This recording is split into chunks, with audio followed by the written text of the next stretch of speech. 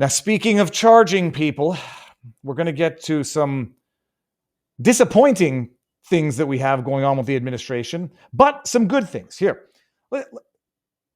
appreciate this. This is being reported in the New York Post. Former Coast Guard officer arrested after allegedly threatening to assassinate Trump, per the FBI. We're going to get to that in a second. We read the article first so that we can have a more sensible discussion about the tweets afterwards and the questions being asked. Listen to this. A former Coast Guard lieutenant was recently arrested for allegedly making threats to kill President Donald Trump, according to court documents obtained by Fox News. The suspect, Virginia resident Peter Stinson, served as an officer in the United States Coast Guard from 1988 to 2021. He was a sharpshooter as well as a FEMA instructor during that time. In an affidavit filed on Friday, a task force officer from the FBI revealed details about the myriad of online threats that Stinson allegedly wrote. In one instance, Stinson reportedly wrote that Trump needed to be, quote, Luigi'd on May 9. The post was a reference to Luigi Mangione, who was accused of killing United Healthcare CEO Brian Thompson last year. Stinson allegedly made graphic threats against Donald Trump involving guns, poisoning, and even knives on multiple occasions on multiple social media platforms. Stinson also allegedly referenced, quote, not having the necessary skills, end quote, to successfully complete an assassination, but also eerily suggested that he wasn't being entirely truthful. The document also alleges that Stinson made several references to 8647, which government officials say, quote, is likely in reference to an Instagram post made by former FBI Director James Comey. Quote, the post by Comey was interpreted in the news media as a violent threat to President Donald Trump and prompted an investigation by the Department of Homeland Security and the United States Secret Service. Stinson has since made 13 additional posts on Blue Sky, including the text 8647, the document states. The affidavit also alleges that Stinson, quote, has self-identified as a member of Antifa. On February 2nd, Stinson allegedly posted on X, sure, this is war. Sides will be drawn. Antifa always wins in the end. Violence is inherently necessary. Stinson was charged with making threats to kill the president and is slated to make an initial appearance in federal court on Wednesday. Okay, remember the details of the story because they will be relevant when we get to the tweets later on. Kash Patel took to Twitter to explain what's going on. Explain the arrest. And Kash Patel writes as follows. This is a guy who threatened President Trump's life using the, quote, 8647, end quote, language, the exact kind of copycat law enforcement is now frequently dealing with after former Director Comey's destructive Instagram debacle. That's what Kash Patel posts. The question that I have asked publicly now, and with the utmost of respect, not to be a troll, not to be a sass, because it's neither troll nor sass, I've said it before, and I'll say it again. How do you go after the copycats without going after the big dog? Now, in this particular case, and it's quite clear that people are reading that post, reading the headline, and then responding without having read the article. I appreciate how they arrested this guy. This guy did more than the 8647. Quite clear specifics. Now, some people are going to say, well, even saying Luigi him is not clear enough, right? You start speaking enough code, which is exactly what 8647 is, to people who know better, that being the director of the FBI or the former director of the FBI. I saw some comments saying, great, you just arrested a Coast Guard officer for using common diner jargon. And I'm like, you're an idiot. And she was, because she was on Blue Sky. You're an idiot who clearly didn't read the article. They arrested this guy. He made an 8647, but also Luigi comments, guns, knives, violence necessary comments. Whether or not that rises to the Brandenburg level threat, we'll see.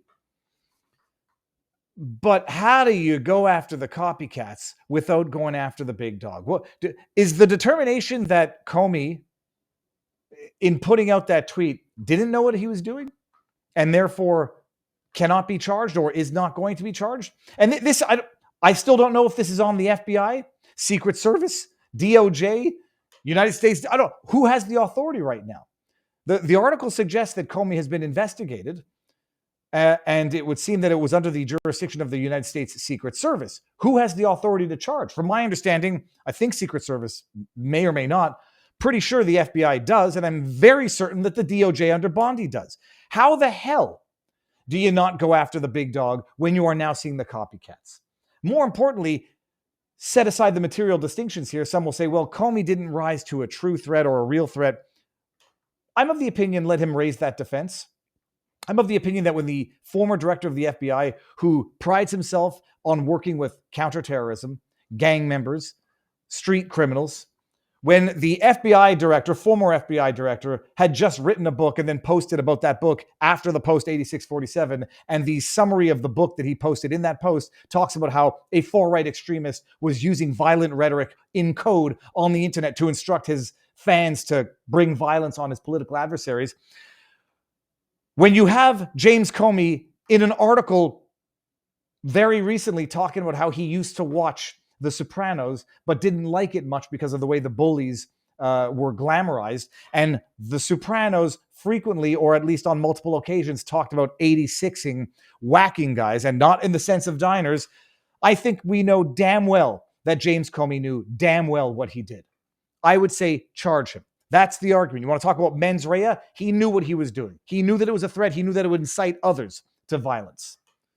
Specific, targeted message. 86, do something. 47 to President Donald Trump. And that is exactly what his book, Lincoln Drive or FDR Drive, was about. But you take to Twitter and you say, look at all the copycats we have to deal with. Now we got to go arrest people who are issuing these threats involving 8647. And James Comey is still walking the streets freely, hawking his shitty book? Come on. At the very least, explain to the public why charges have not been brought and or will not be brought. Or clarify to the public that investigation is still ongoing. How long has it been now? Over a month? And people were like, saying, Vivi, you're overreacting, just give it time. You give it enough time, people forget about it. Like, you give things time, it doesn't age like wine, it evaporates into the air. So yeah, I went hard right after that happened. A, because I was enraged. B, because the excuses for it were patently preposterous. And C, because you had James Comey mocking the FBI and two men that I respect. Whether or not they don't have the authority, whether or not they don't have the final word, okay, I don't know about that, but bottom line, if they're not charging him, explain why, or at least issue a public statement on it. If he's being investigated still currently, let us know and charge him. Internal disciplinary matters, not so interested in that. It's an amazing thing. Like, he didn't mean anything by it. That doesn't have any impact on their lunatic, unhinged fan base. It quite clearly did, does, and will. And until the fist of fury is brought down on the initiators of it, people are going to feel empowered to copycat. There were some jackasses up in Canada saying it. They're testing the system now. Oh, we didn't. Nobody said anything. We just said Luigi him. Oh, I was talking about Mario Brothers. They hear the message and they know what is being requested in the message and they act on it. And by the way, hard cut into the news story because this broke, at least in my consciousness, right before we went live. I was going to start the show with Tim Walz and his message of a couple of weeks ago. It's an amazing thing. You get Tim Walz coming out now and saying, we really need to tone down the rhetoric after two Minnesota lawmakers are murdered, two others shot. We really need to tone down the rhetoric. All of this hot talk is going to lead people to violence. As though the stinking jackass barely 3 weeks ago, maybe 2 weeks ago, maybe less, didn't just say this. I'll leave the volume. Oh. The governor's being mean and the governor's speaking out on that. Well, maybe it's time for us to be a little meaner. Maybe it's time for us to be a little more fierce. Let me just play that from the beginning and then we'll go slow through this. This man now, yesterday, after two Minnesota lawmakers get murdered and two others get shot by quite clearly an unhinged lunatic, if it's indeed the right person, is a bit of tone down. Why? Oh, why is it always the right with their hot rhetoric? He said this a couple of weeks ago.